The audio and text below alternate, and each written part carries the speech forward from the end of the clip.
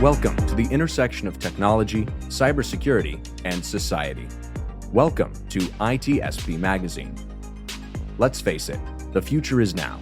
We're living in a connected cyber society, and we need to stop ignoring it or pretending that it's not affecting us.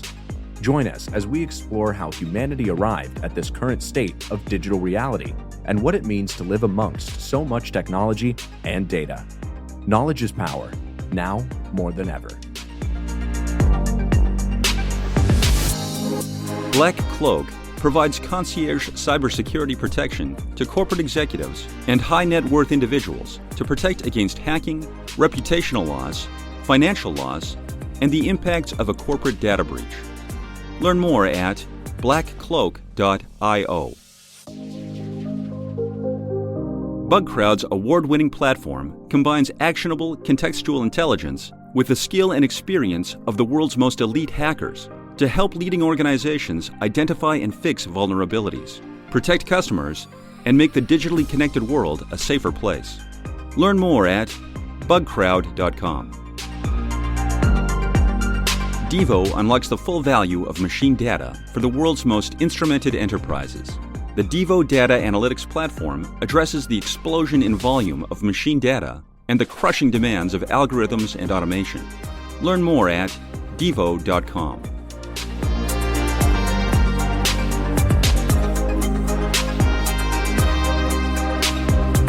Well, hello everybody. This is Redefining Society, another episode here on ITSP Magazine, and another episode with, at this point, my co-host. I don't want to call them guests anymore. Maurice, Ramirez, and Allison, Sakara. Hello, how are you today?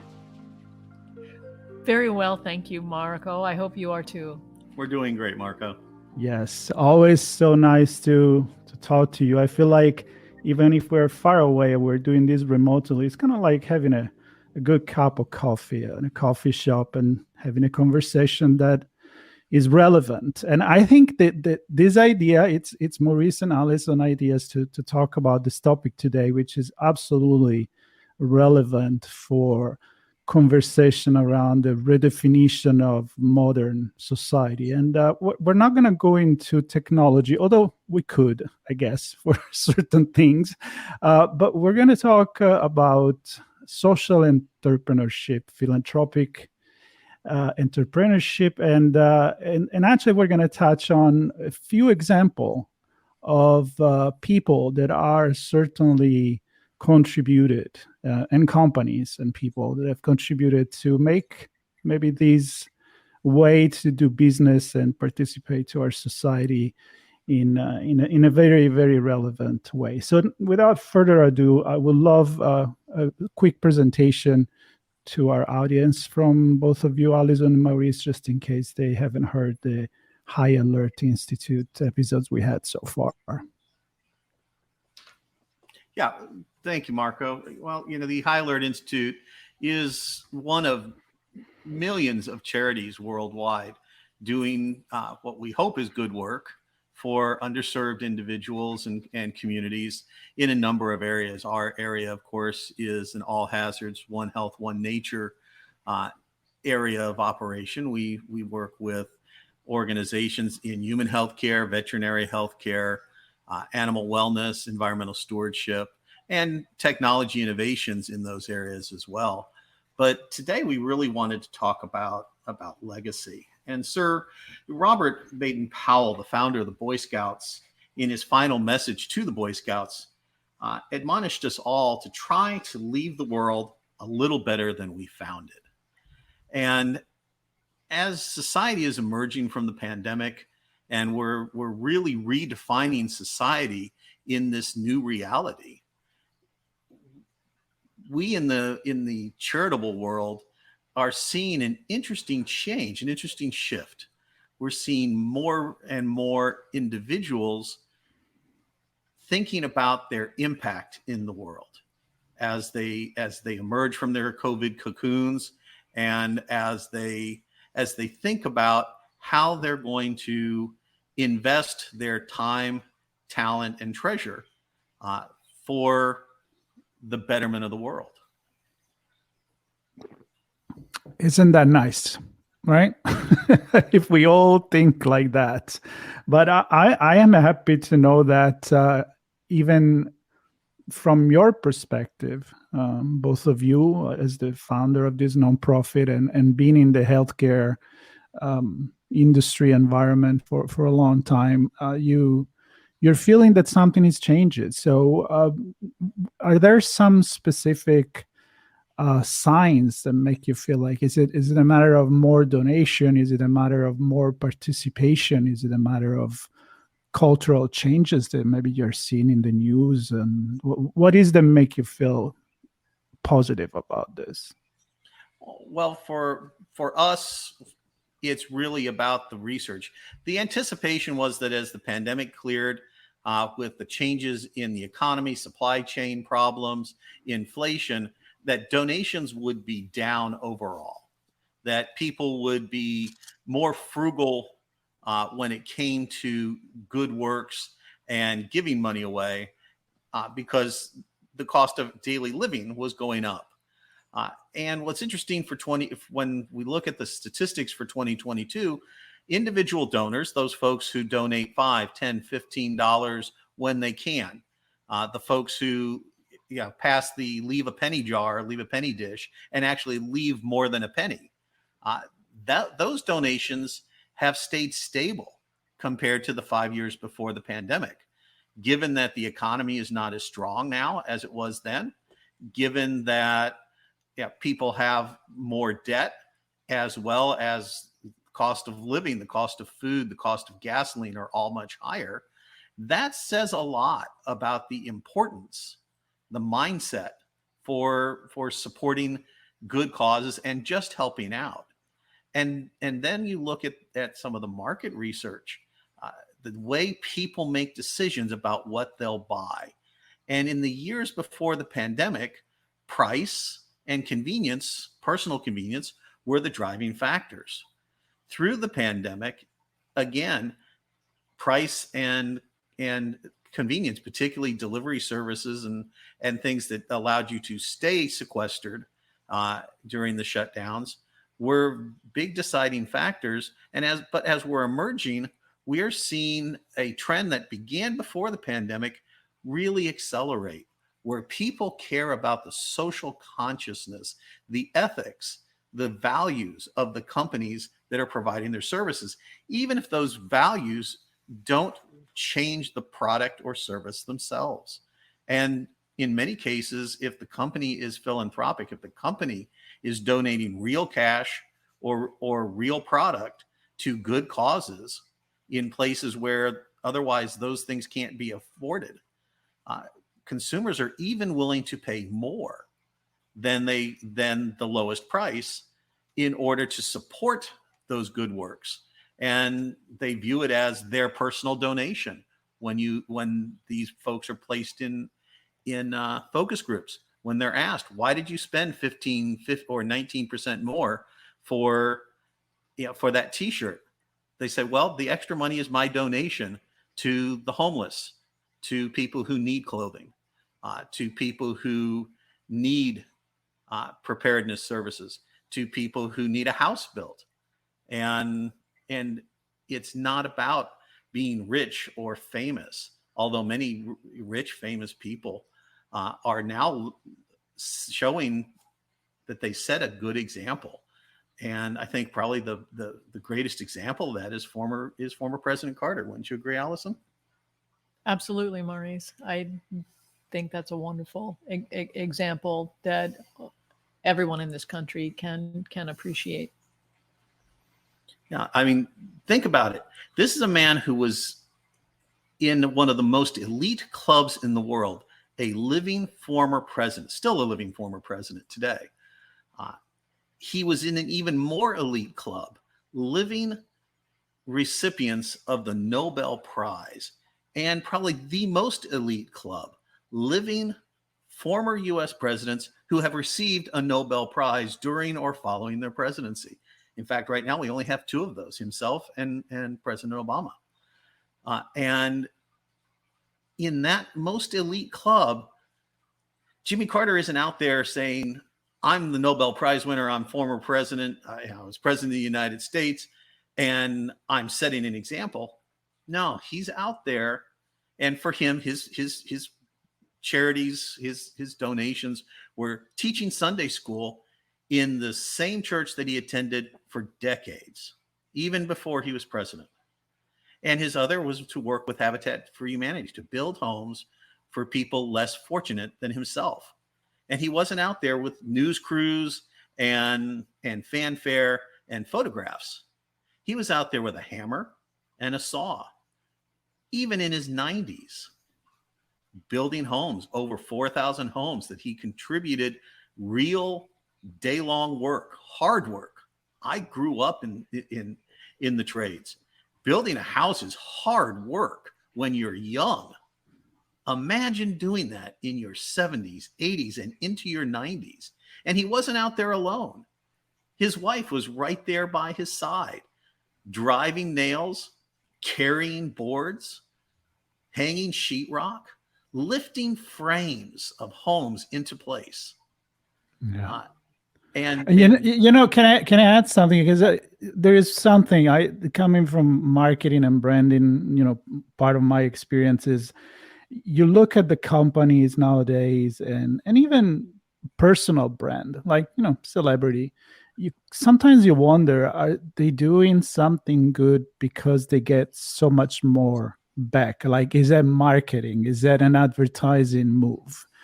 And I like to be positive that is not, but I wasn't born yesterday, so I think sometimes you can read through the line and see that maybe that sentence coming from the CEO is not necessarily something that is going too far from just a message to the investors. But you're bringing this example of somebody that certainly, like Carter, former President Carter, didn't really need that advertisement. He was really doing it because he wanted to. And I think that nowadays you can't hide it anymore. The company that do good because they're true to their vision and mission. Patagonia, I can say that's one of that. So would you guys agree that you can't lie your way out of out of this? I absolutely agree with you, Marco. Reputation marketing is obviously very important, particularly for small businesses and who are trying to compete with the big boys, for companies that just to survive have to charge a little more because they're small, because they're local, because they have a limited reach and a limited budget. So those reputation marketing issues are important. But like you said, you can't lie. Abraham Lincoln said, you can fool all of the people some of the time, but you can't fool, you can't, and you can fool some of the people all of the time, but you can't fool all of the people all of the time. And if you're there lying, if you're saying, oh, we do this, if you're Patagonia and saying, we give 1% of our gross receipts to good causes, well, you have to do that. And if you say that you do it because it is your ethics, your ethos, and in reality, you're just doing it because it's part of your marketing budget, you're going to get caught. It's going to ring hollow. Your partners, those companies, those organizations that are doing the good work with your dollars are going to catch you.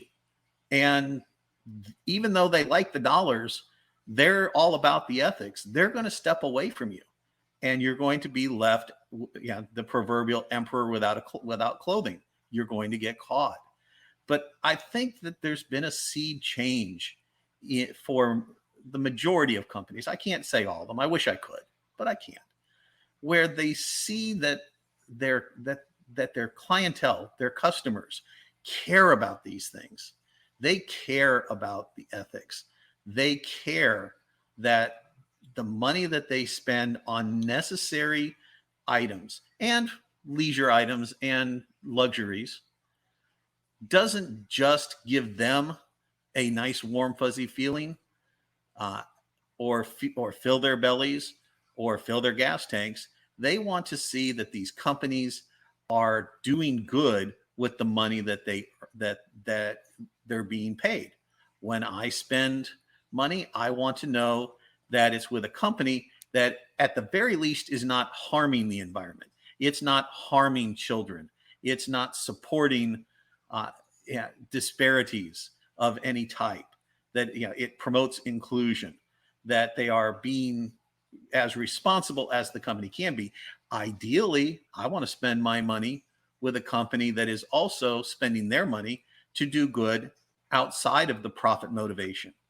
Where they're, I grew up believing in heaven and believing that, it's a good work is a brick in your house in heaven, and that they're building a house like Jimmy Carter, not just for themselves, these companies, they're building a house for me too, with my money that I spend with them. So I was wondering if this is something that is due to some cultural shift in the new generation, maybe also due to the communication and technology that with mass media being on the internet and the news being already old and 2 minutes ago. And we have more access to information. So on one side, we know what the problem around the world are. We don't depend from one newspaper. So I know that you wrote an article about this particular topic, and I'm wondering if my perception of being things about the new generation, it's just my idea. I mean, is it touching older generation too, that are more motivated to do good? Something new is always possible, Marco, but the way I see it is it's everything old is new again. It's a resurfacing of things that have been around for a very long time. And I'll go back even further. A lot of people attribute to this kind of a movement, dare I say, to the baby boomer age, but I see it as even older, having grown up in a multi-generational family where everybody was either a survivor of significant war, or from World War I, World War II, immigrants coming to the United States, and or had lived through the Great Depression, where everything was valued, and it was an of course situation where if you had one apple, you gave half to someone else, so that as many people could survive as possible. Through the baby boomer age, those of us in the 50s to 70s group, there are actual statistics for choosing products that are identified as socially or environmentally responsible, and purchasing those from a social entrepreneur, so to speak, is something that people actually look for. These are the informed buyers. And if companies actually donate, you can track that they donate. There brings in your technology. You can actually go online and look up and see what are companies doing with their money. Where is it going? You can look at charities and see where is their money going for real, not just by something that they have in a pamphlet or have said on a podium.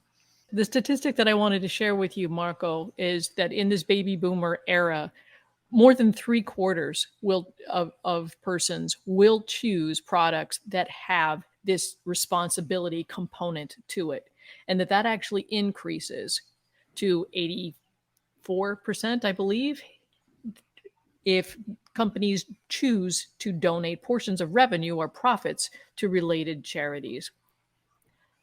So there's some real numbers here, not just impressions that we can share with each other.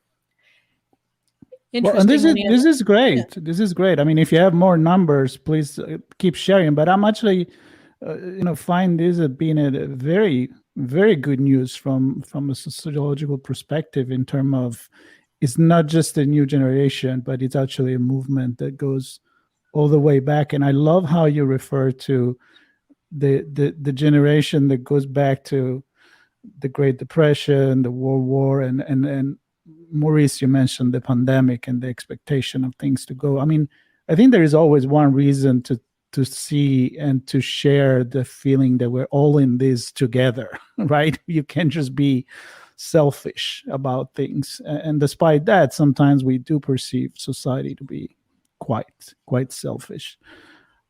Yeah, and Marco, you brought up earlier the fact that we might talk a little bit about how technology has changed this. And I think to Allison's point, when my grandfather came to the United States before World War II, he landed in New York as an immigrant, didn't speak any English, and the community took him in. They gave him a place to live. They helped teach him English. They helped him find jobs where he didn't need English until he could speak it well enough, then find a job where he could learn a trade, and ultimately became a mason and ended up owning his own home and his own business. And you learned about that through word of mouth. Yeah, I think there is always right. There's always that spirit of collaboration amongst people. Yes. Yeah, there's a pay it forward attitude. And you hear it, like I said, back then, 1920s, 30s, you heard about that through word of mouth. Today, we have social media. We have podcasts like yours, where these grass level movements, these efforts by individuals, small efforts, can add up and be replicated, be examples. And it kind of goes again back to President Carter, a life well lived. This isn't about him having been president. It's about him having set an example, one job site, one family at a time, for 4,000 plus homes over 40 years. That it's an example. And now in the social media and with the press, all of us can reach out to hundreds or thousands of people and show them our example, show them that, hey, I donated. If you donate, you get the immediate opportunity to share the fact that you donated. I donated $5. Well, if I donate $5 and 30, 40, 50 of my friends over the next few months donate $5, between us, we donated $250. That's more than I can pull out of my wallet in any one chunk and just give it away. But the fact that I donated, and I know that when I see others donate to a cause that I don't even know about, it spurs me to at least explore that cause and sometimes to donate. So it spreads the good works around. And I think that's one of the advantages today. I think it's one of the reasons that we see Gen Z getting all the credit, if you will. But this isn't new. Allison and I grew up in the days of the hippies, the 60s and 70s. And this concept of doing good for society, because by fixing society, by improving society as a whole, it improves my life in some way. I refer to it as enlightened self-interest, but it's not selfishness. It's the fact that a rising tide raises all ships. Another cliche, but in this world, it's very true.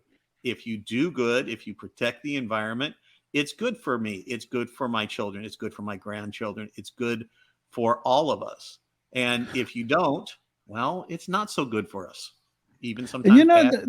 There is no excuses anymore now. I mean, you mentioned technology, right? I mean, there are crowdsourcing websites. There are plenty of association and business, because maybe they make a percentage out of that, but they facilitate something that ultimately is good. And that's the difference between a social responsible company versus philanthropy. And then maybe we want to make maybe you can help me to draw the difference and the definition of the two. But my point is, we always think that, or at least we thought that, we can't do anything if an earthquake happened in Turkey or Syria or so far away, because we can only just help the people that are close to us. But this has been a paradigm shift with technology. We can all contribute, even that $1 that became $1 million.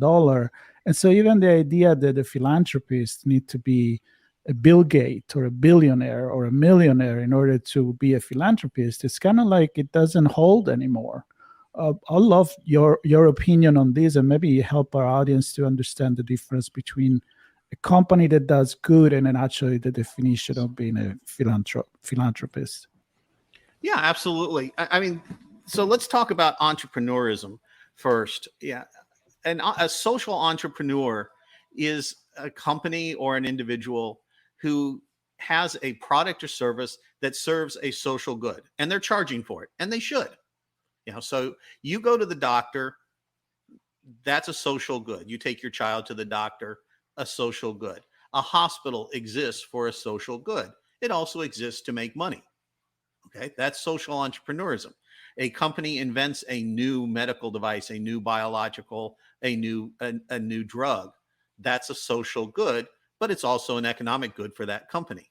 Philanthropic entrepreneurism is different. These are companies and individuals who take a portion of the money that they make doing social entrepreneurism, inventing a new drug, providing a new service, running adult daycares, doing a school for the neurodivergent. They take the money from that, and then they take that and donate it to something that's important to them. And they don't do it because it's good advertising. They do it because it's a value to them. It's part of their ethics. So the philanthropic entrepreneur doesn't just do good through their products, their services, their business. They then take the money that they make in that business, and through the business, donate it to others who are doing good. And it's not always, admittedly, it's not always dollars. Sometimes it's their products and services. Google is a philanthropic entrepreneur.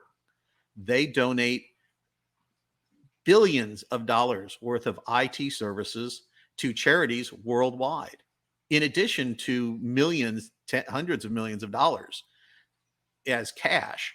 They provide IT services, including those to the High Alert Institute. We work with other companies that are in the environmental remediation business. Their job is to clean up toxic waste, and they make money doing so on government contracts.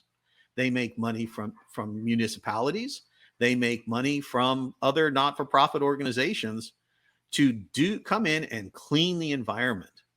But they also then donate some of those services to communities that can't afford them, and come in at their cost and do a cleanup. And in other cases, they donate money to things like ocean plastic cleanup, which is something they're not involved in at all, but it's important work. And so they take a portion of their money and they donate it.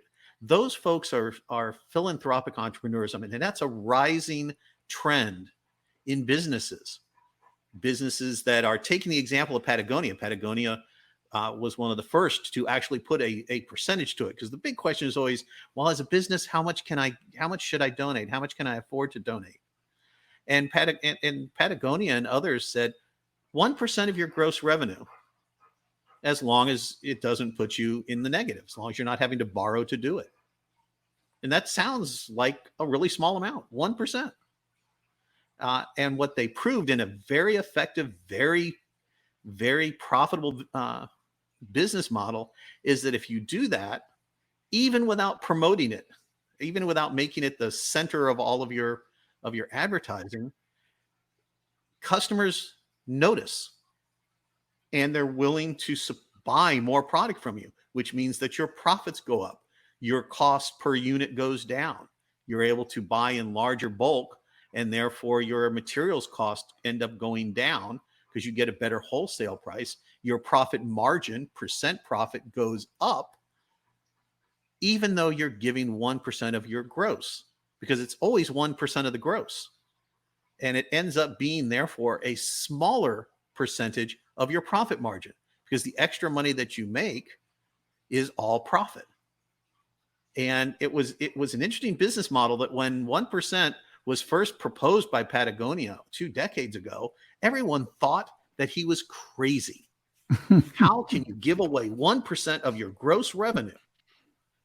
And it turns out now that not only was it a brilliant business model, but it's become its own not-for-profit known as 1% for the planet. And there are major corporations who take the 1% pledge, and they don't donate the money to 1% for the planet. They donate the money to a charity of their choosing, and they just, let 1% for the planet know that they met their promised obligation. And sometimes those are very local charities. Look at Toyota and Subaru. They donate to national organizations, but they also encourage their dealerships to donate locally. By the way, so do the big automakers out of Detroit. And many of those local dealerships donate to local charities, some of them very small not-for-profits that are just in that one little city. But imagine getting 1% from your local auto dealership as a small local not-for-profit or a food bank. It could be your budget for a quarter of the year. And individuals can do that.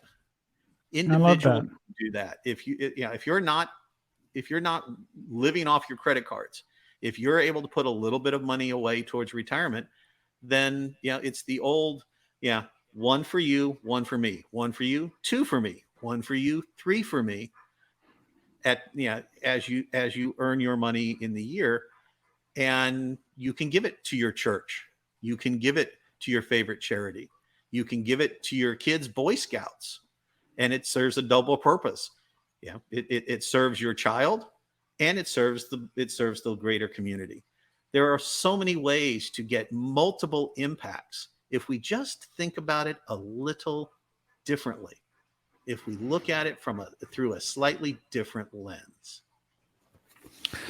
So can a company, and I feel like I know the answer, but can a company be both philanthropic and also be driven by social good? Because that's when I think Patagonia or other company, I'm thinking they're already doing both. So they're contributing twice to this. It's not just a company that does evil, but then it takes that 1% and donate it, just kind of like, buying the ticket to a better position in society. Because I feel like that's the company that is really sticking with their vision, their mission, and really giving a big contribution. No, you're absolutely right, Marco. It is very much possible for a company to do good through their products, through their operations, through their own choices. They can choose to be greener. They can choose to be more socially responsible. They can choose to be more equitable, more aware. And we saw a lot of that leading into the pandemic and even through the pandemic. Companies that made certain that their websites, the people on their websites, mirrored society with that everybody wasn't that all the models on the websites, all the images weren't of Caucasian men, but that there were there were people of color, there were children, there were people of diversity. That companies showed multiple types of families on their websites, so that there was that clear statement of inclusion. That's a social good. Those are social entrepreneurs. Mm-hmm. And then, as you said, there are the companies that do what Patagonia has set a fine example of. They're giving of their time, their talent, and their treasure. And companies have a huge depth of talent that are already paid. They're already on the clock. There are several companies out there that build websites for a living, for money, do digital marketing for money. The Institute has had the benefit of a digital marketer at no cost to our organization, donated by a small business that does digital marketing. We've had the same with our website, and those companies, they choose to do it because they're giving of their time, energy, and talent.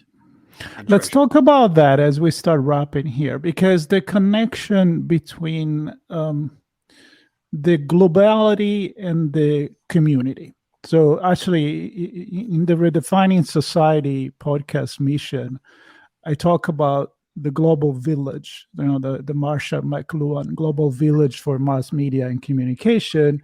But I said, that become even more real today with all this technology and how we are interconnected all with another.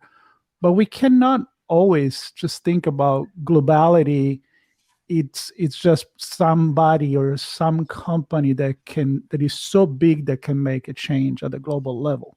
The point is, you need to retain your connection with the community. And I love when you said that, because we can't just think about the big company that do this, but the coffee shop around the corner that maybe donate to the library, maybe donates to the local shelter, maybe they just give the extra food at the end of the day. I think that this is something that it doesn't probably make the news as much as it should, but it should, because it could motivate people that live in the community to go and support those kind of business. So I guess my point here is, what can we do to make this cultural change that is already happening, but speed it up even more so that the consumers, the everyday people, are more sensitive and inspired to get into this circle? Well, Marco, I think there are three things that any business can do, and then there are three that any individual can do. So let me do the businesses first. And I'm going to use a great example that we saw during Hurricane Ian. And I and our organization has no connection to these folks. But this was a competition barbecue team who happens to have a food trailer. They don't even have a food truck. They have a food trailer. So they like to do barbecue. And so they go out and they go to these national competitions with 100 pounds of beef and pork, and they do competition barbecue. And if they win, they make a few $1,000s. And if they don't win, they had a great weekend as a bunch of guys. And to support their hobby, they have, because these are all firefighters on their off-duty hours, they take their same trailer that they take the competitions, and they go to food truck rallies, and they sell barbecue to raise money to go on barbecue competition trips. Well, Ian happens, and in the southwest Florida, a lot of communities lost restaurants. People had no food. There were a lot of folks who were displaced, who were trying to find some place to eat because they cooked at home, and now they didn't have a home. And shelters are great for a place to live and bathe and be protected from the environment, but you're always relying on somebody to bring in food. The Red Cross, FEMA, somebody has to bring food. So these guys just pulled up with, and they went on their way down collecting donations from grocery stores and butcher shops and any place that might have meat and wood, because they had to fire their barbecue truck, their barbecue trailer. They showed up and they had their necessary badges and all the things you have to do to show up at a disaster site. They're part of the appropriate volunteer organizations, and they started feeding people. And in the first week, they fed over 10,000 meals out of pocket. Now they got a lot of it by volunteer, but they took the time off work, and they stayed for as long as they could afford to, and they went home, and that was their contribution. And it's just a group of guys and their spouses, and they just showed up. So you can do, and they did it the right way. They didn't just show up and become part of the problem. They donated something of value, and very little dollars involved. Others, but they also, as they were going, people were putting money in a jar. They didn't even plan on a jar. We're putting money in a jar that they ended up, when they got there, with a whole lot of cash. Now, some of that cash got used to buy food and supplies to feed people with, and the rest of it got handed to one of the local charities there who was taking over for them as they were leaving. And so at an individual level, you can look at, what time do I have to donate? I might have no money and no resources, but I have an hour or two that I can donate. I can be like Jimmy Carter and show up at Habitat for Humanity, swing a borrowed hammer against donated nails into donated wood. And the only thing that I really have contributed is my time and sweat. And that counts. It's important. And then the other side, if you don't have time and you don't have money, but you still like need to buy the thing that support your life, I think you can still probably trying to invest invest in the time maybe to research that at the same price. Maybe I can give it to a company that I know is doing good and is not just making money. So be selective, maybe, right?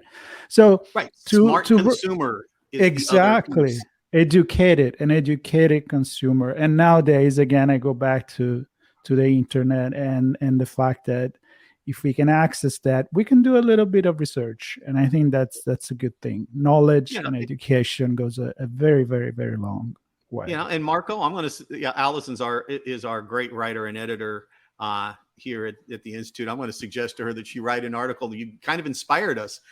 Philanthropic consumerism. Mm-hmm. There's a concept that hasn't been out there before as a model, but really social consumerism was something that was being explored before the pandemic. But philanthropic consumerism, where not just make a smart choice based on responsible products at the same price as you described, social consumerism, but philanthropic. Do what you see Gen Z doing. Gen Z will spend 19% more for a product that does good because they view that extra 19% as their donation to that same good cause. And it's another way to donate. It's part of your budget. It makes it easier. And I think that's what this is about. I think it's a great idea.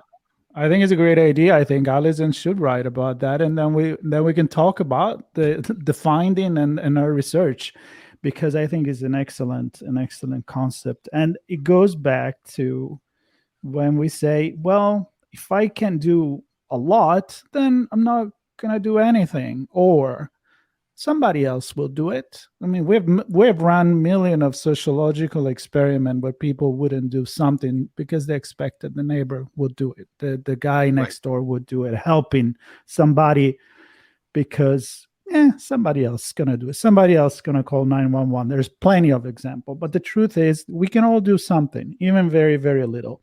I'd like to finish this, Maurice, and Allison, with the idea that started it all. So I'd like to give you a couple of minutes to talk about, the legacy of President Jimmy Carter, and how this actually did inspire the idea for this conversation. And then we say goodbye. Well, Marco, Maurice mentioned a lot about Habitat for Humanity as being a really big cause for the Carters, and launching so many projects and helping so many people in the US and globally through their effort, through raising awareness, through getting more people involved, bringing more volunteers on board. I think fewer people are aware of his environmentalism legacy, which goes back to, at least as far as I know, goes back to the 60s, where he was a founding member of the Georgia Conservancy. He also, most people don't realize, maybe, did you know, Maurice, that he actually had solar panels installed at the White House during his presidency? I did, actually. It was one of the things that inspired me, believe it or not, to do a solar panel project with my younger brother for my younger brother's science fair. Yeah. And that's a while back. People don't even think there was solar panel back then. Exactly. It was done for solar hot water at the White House. Yep. I didn't know that. So here's another important element, like, be ahead of the game if you can. And I think, again, somebody that has that visibility to be able to do it with such an humble way, it's really inspiring. I think it comes down to that. Do it because your heart tells you to do it, and maybe not much of there is no interest behind that. You're either doing it or you're not. Well, I think we should end up this conversation with that quote that you started with. the one from Sir Robert Baden-Powell. Try to leave this world a little better than when you found it.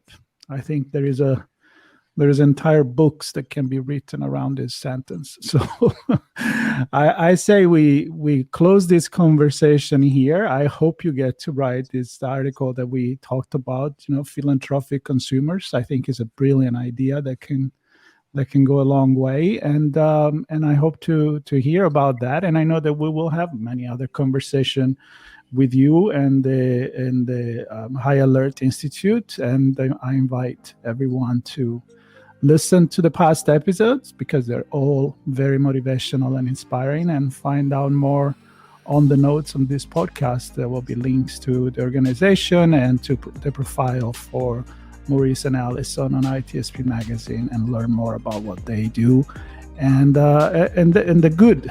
I'm very honored to have this conversation with you because I know how you're actually doing all of this from your heart. So thank you very, very much. And thank you, Marco, for spreading the word and for helping us redefine society. We can only do it together, right, Allison? Precisely. We are stronger together. Devo unlocks the full value of machine data for the world's most instrumented enterprises. The Devo Data Analytics Platform addresses the explosion in volume of machine data and the crushing demands of algorithms and automation. Learn more at devo.com. BugCrowd's award-winning platform combines actionable contextual intelligence with the skill and experience of the world's most elite hackers to help leading organizations identify and fix vulnerabilities, protect customers, and make the digitally connected world a safer place. Learn more at bugcrowd.com. Black Cloak provides concierge cybersecurity protection to corporate executives and high net worth individuals to protect against hacking, reputational loss, financial loss, and the impacts of a corporate data breach. Learn more at blackcloak.io. We hope you enjoyed this episode. If you learned something new and this podcast made you think, then share itspmagazine.com with your friends, family, and colleagues. If you represent a company and wish to associate your brand with our conversations, sponsor one or more of our podcast channels. We hope you will come back for more stories and follow us on our journey. You can always find us at the intersection of technology, cybersecurity, and society.